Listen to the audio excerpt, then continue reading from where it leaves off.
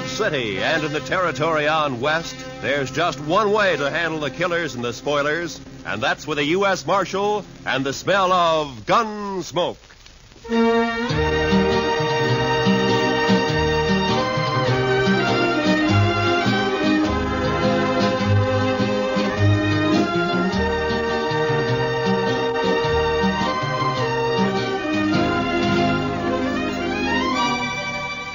Gunsmoke, starring William Conrad. The story of the violence that moved west with young America. The story of a man who moved with it. Matt Dillon, United States Marshal.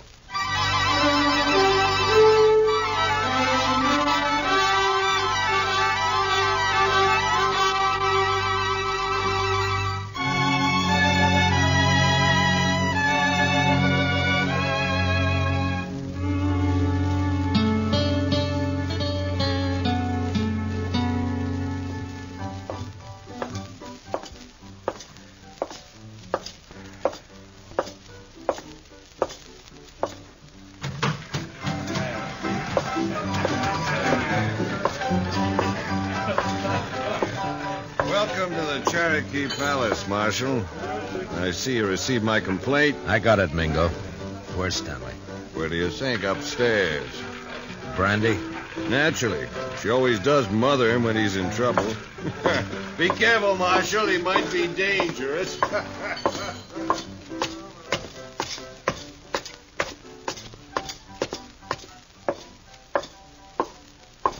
Well, Marshal, you got a sweet word for Dixie? Yeah. Move. Oh, it's not very sweet. It was to the point. Say hello to Jim for me, huh?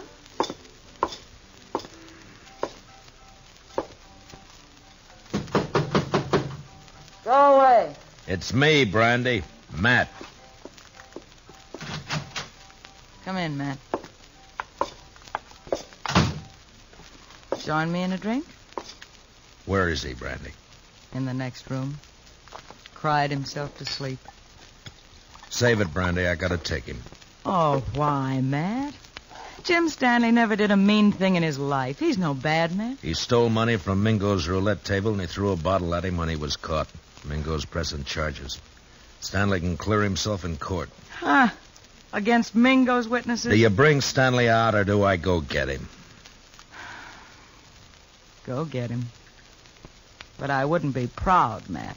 Stick to running dance hall girls, Brandy. Let me run the law, huh?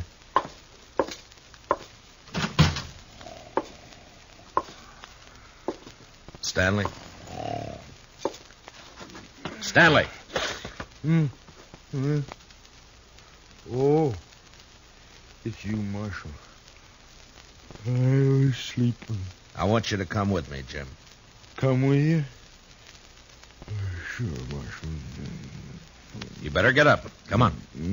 Come on. Oh, yeah.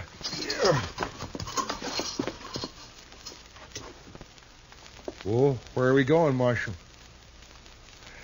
Would you like to visit my ranch? I got a new colt. The prettiest little sorrel you ever saw. Jim. What?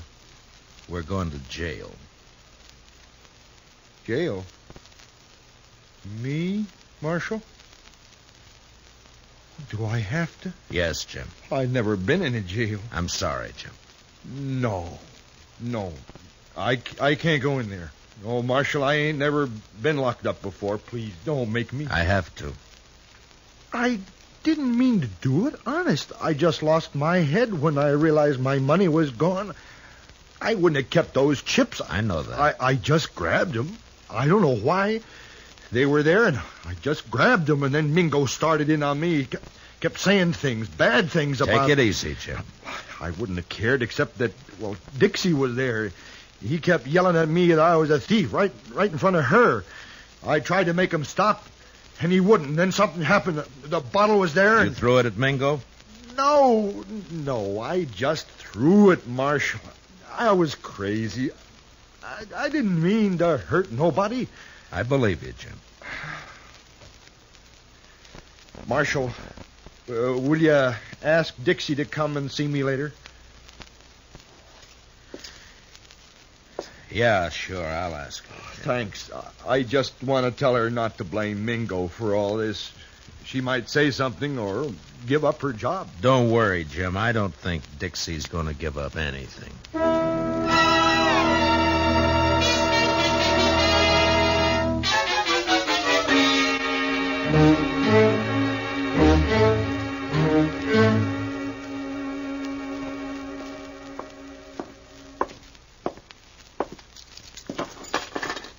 He won't eat his dinner, Mr. Dillon. He just sits there staring. Yeah, poor devil. He won't really be convicted, will he? Well, I hope not, Chester. Mingo's the one who ought to be in jail. Look, Chester, this isn't exactly my idea of justice either. A shady gambler against a simple-minded horse rancher. Hello, Marshall. Bye, Chester. Oh, goodbye. I'll run along. You stay put, Chester. Oh, now, Marshall, I wanted to be alone with you. I sent for you to come and visit Jim Stanley, and you better be nice to him. Most fellas are tickled pink if I like them. They say I'm pretty. You're pretty enough.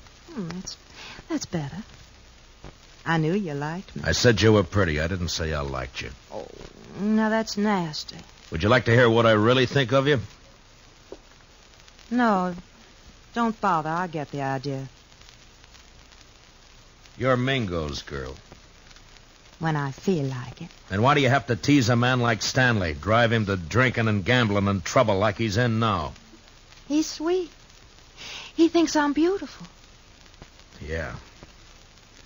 But even men like him wake up. Stick to Mingo.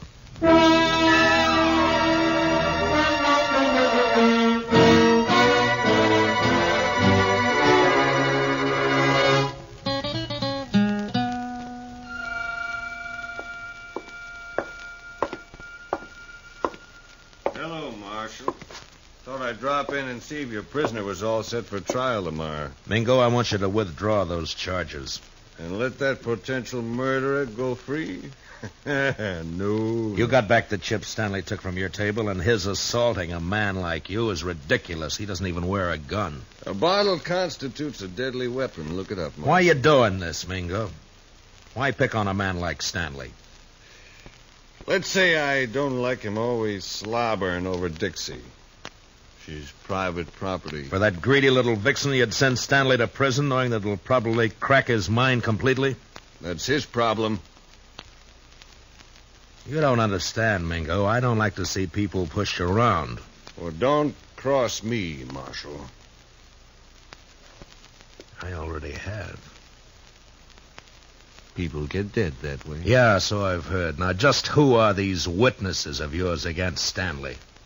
Ned Cole, Saginaw Henry. Both on your payroll? Dixie. Some of the other girls. All working for you, huh? Jim Stanley's as good as convicted, Marshal. There's not a thing you can do about it.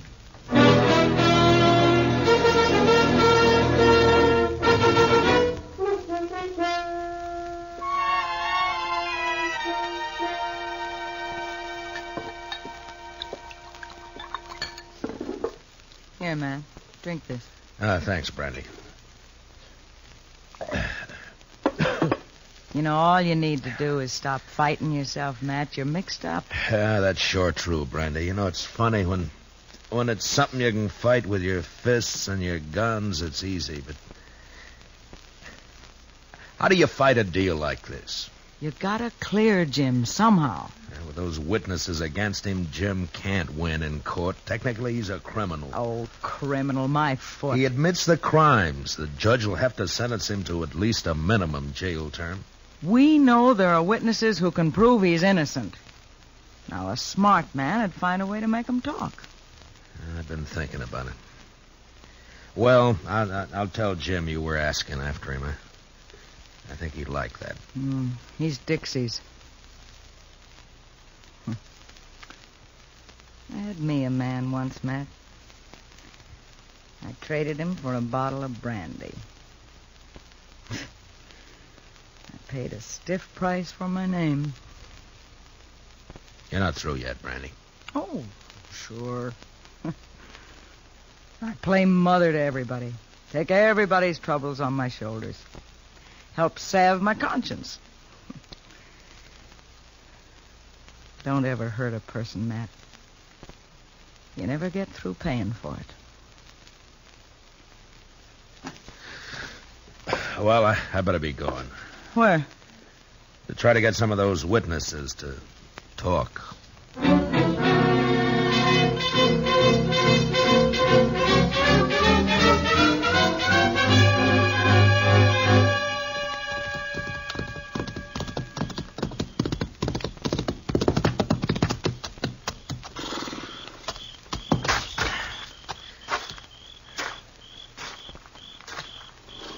Hello, Saginaw. Huh? Oh, it's you. I've been looking for you. Then you've been looking for trouble. Well, you're beginning to sound like your boss, Mingo. It's late. What do you want? I want to read you something from this book. What for? This law book. Oh, so? First law I see says that anyone giving a drink to an Indian is liable to fine up to $500. I saw you buy an Indian Pete a drink only last week. Pete's a stable boy. He ain't no savage. Law doesn't say savage, says Indian. Pete's an Indian, so technically you broke the law. You can't make Next any... one says any man that disrobes in a public place is guilty of committing a public nuisance. Carries a fine of $100. Look, what the devil is all I this? saw you breaking a horse down in Harrison's Corral a little while back. You took your shirt off, and that's disrobing in a public place. Technically. You can't get away with this, Dillon. How much you make a month, Saginaw?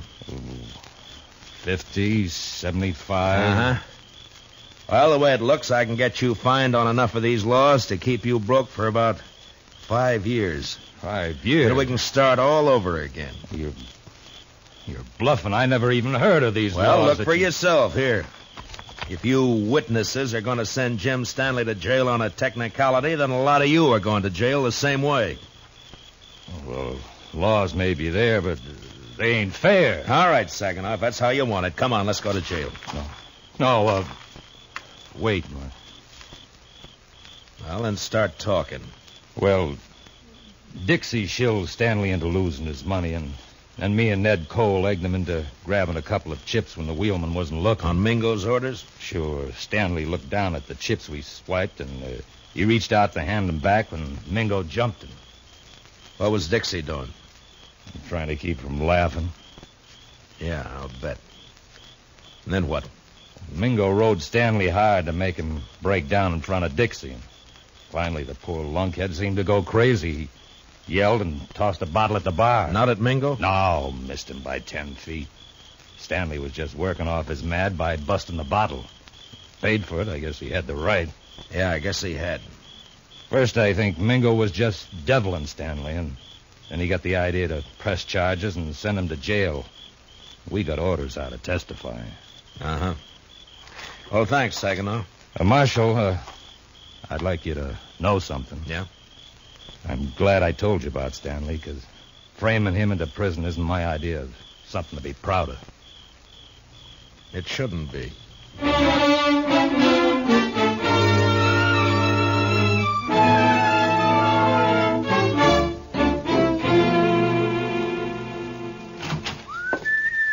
Ah, good evening, Chester. My, what are you so happy about, Mr. Dillon?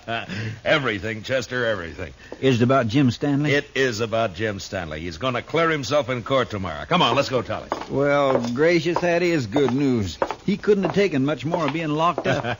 I know. Hey, Jim, wake up. We're going to bring... Jim. Mr. Dillon, he's gone. Both window bars are cut. Yeah. And here's what cut him. A hacksaw blade. And look yonder, there's another. Oh, that fool. Why couldn't he have waited one more day and he'd have been free? Jim Stanley didn't have those hacksaw blades on him, Mr. Dillon. I know. I searched him good. You searched Dixie good? Hmm?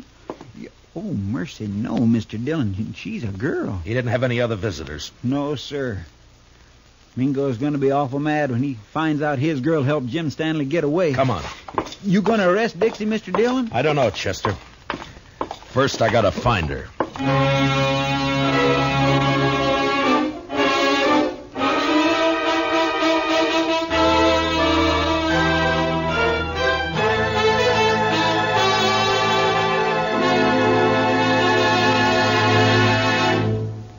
We will return for the second act of Gunsmoke in just a moment. But first, every Sunday on CBS Radio, hear both sides debate the issues on Pick the Winner. It's a program that brings in the top people from Democratic and Republican camps, standing their ground and delivering their views on the biggest questions of the campaign. Don't miss Pick the Winner, Sundays between now and November, to be fully informed when it comes time to vote. And remember, straight through election time, make CBS Radio your election headquarters. Now, the second act of Gunsmoke.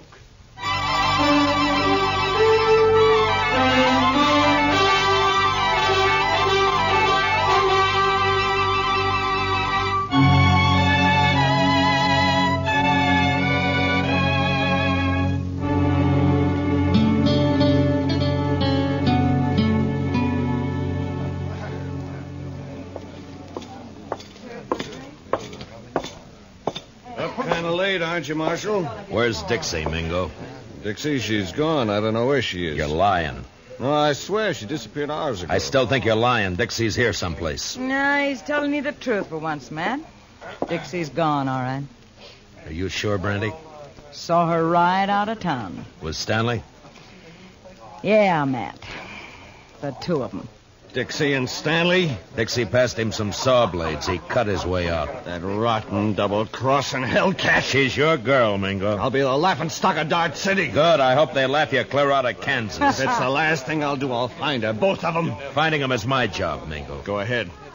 But you better beat me to them, or you'll be arresting them dead.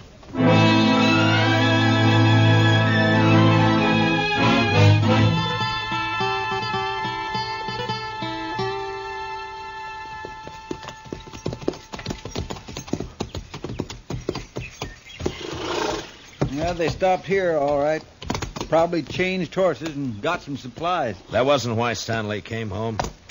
Look, Chester. What? Water in the stock trough is right up to the top. And the barn's open. Feed pulled out where the stock can reach it. Even scared to death, Jim thought about his animals first. Mr. Dillon, you think Mingo's trailing Stanley and Dixie, too? Perhaps. It's one good reason why we better catch him quick. Come on.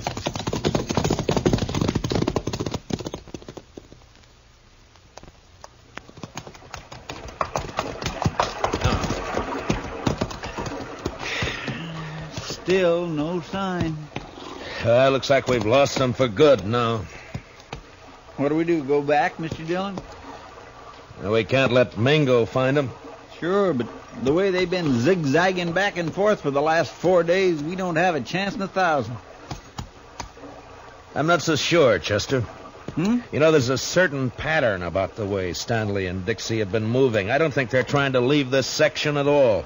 Yeah, we have been getting closer and closer to Dodge with every circle lately. And not only to Dodge. Mr. Dillon, you got an idea? Yeah, maybe. Come on, we'll ride back to Stanley's ranch.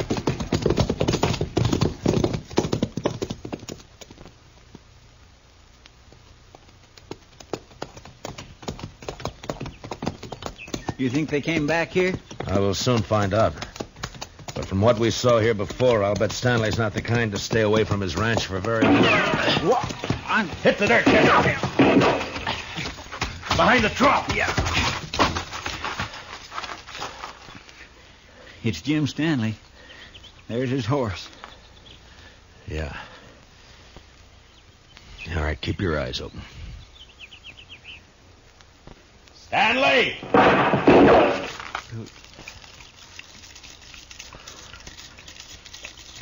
Jim, it's Matt Dillon. Let me talk to you. You go away, Marshal.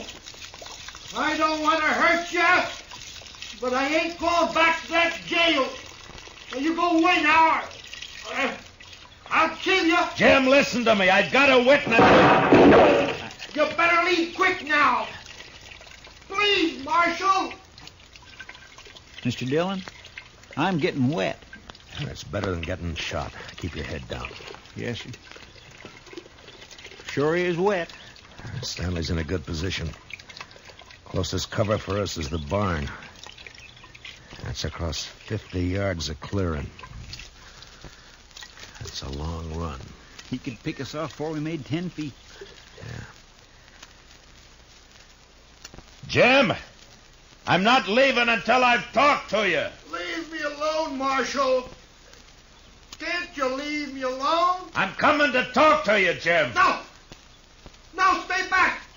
I warn you! Mr. Dillon, don't do it. That's a crazy man. That's a frightened man, Chester. I'm coming unarmed, Jim. I don't think you're a murderer, but if you are, this is your chance. Well,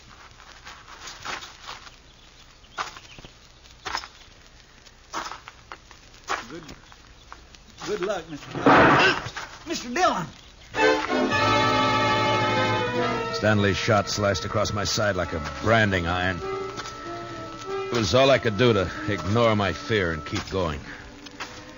But somehow I reached the ranch house alive. And I opened the door.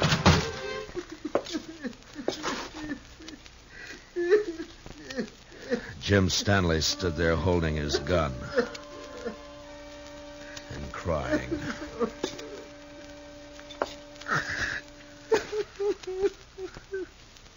Jim? I didn't mean it. I didn't mean it. I was only trying to scare you. I'm not a killer. I never shot anybody in my life. Honest, Marshal, I can't even shoot a rabbit. I know that, Jim. I'm afraid. I've always been afraid of things. I try to be like other people, and it only seems to bring trouble. You can stop being afraid of the law and jail right now. That's all over with. You mean that, Marshal? Really? Really. But I shot you. Did you? I don't recall. Oh, but Mr. Dillon, shot hit your side. Right there. You see it? It's bleeding. Now, Jim, listen to me. You didn't shoot me. Oh. Well, all right, if you say so, Mr. Dillon. I say so. Here, I'll take that rifle. Now, let's go back to town and get this business settled, huh? You've been good to me, Marshal. Forget it, Jim. There is one thing, though. Dixie. Oh, she brought me hacksaw blades. I know that. She said you were going to hang me and that I had to escape. She kept saying it. She was riding with you. Well, where is she now? Oh, she left me last night. I was glad. I was nearly wild listening to her talk about you and prison. I even swore I'd kill myself before I'd go back to jail. I'm glad you didn't mean it. Oh, I meant it at the time. Oh, I was sure scared. You feel better now? Oh, yeah. Yes, I know everything's just going to be fine.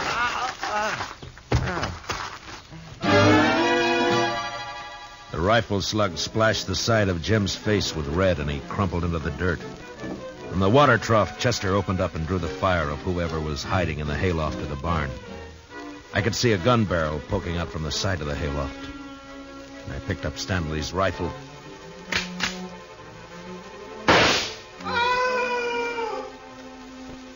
Mingo. Mr. Dillon, are you all right? Yeah, Chester. But Mingo's dead. Well, how about Jim Stanley, Mr. Dillon? Yeah, he was scared more than hurt. He should come to any minute. Well, my goodness.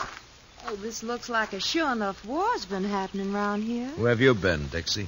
Oh, sure now, Marshal. A girl's got a right to look after her investments. My Mingo and Stanley both dead. Well, now that's a real shame. Hmm? Oh, but Jim Stanley's going to Chester. You said investments. The only investment you've made is prison time for helping Jim escape. Me? Well, how are you going to prove anything, Marshal? With Jim dead. But he's... Chester, why don't you go look after the horses? But Mr. Dillon... Yes, sir.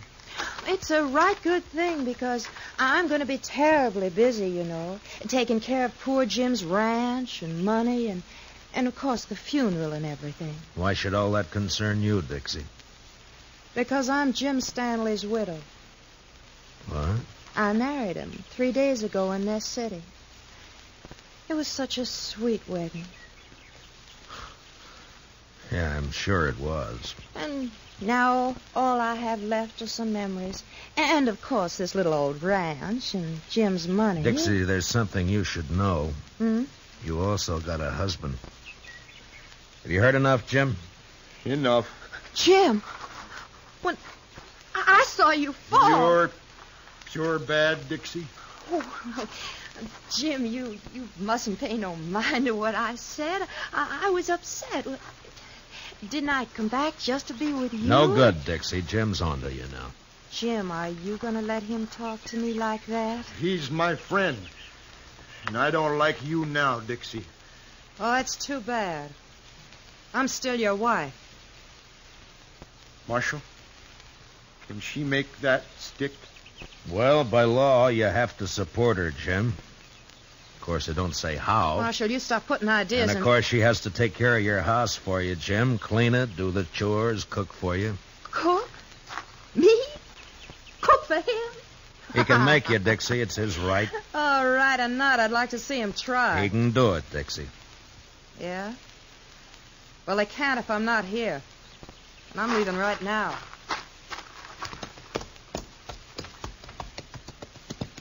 You want to ride into town with us, Jim? No. I think I'd rather stay here for a while, Marshall. If it's all right. Yeah, sure. I'll fix it. But in a few days, when you feel like it, come in and see me, and we'll help you get that divorce taken care of. Divorce? On grounds of desertion. She just deserted you, remember? Chester and I are your witnesses. Oh. Well, thanks, Marshall. I sure do thank you. So long, Jim. Goodbye, Marshall. Bye. Come on, Chester, let's go. He's had it too rough out here on the frontier, hasn't he, Mr. Dillon? Jim Stanley, I mean. It's addled him, sort of. Yeah, I guess that's it, Chester.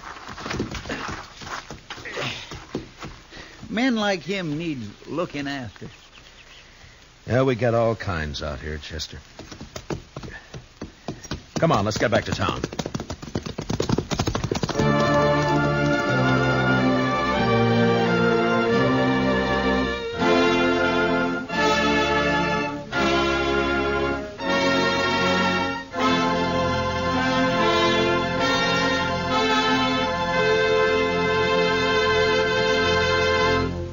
Gunsmoke, under the direction of Norman MacDonald, stars William Conrad as Matt Dillon, U.S. Marshal. Tonight's story was specially written for Gunsmoke by Herb Purdom, with music composed and conducted by Rex Corey.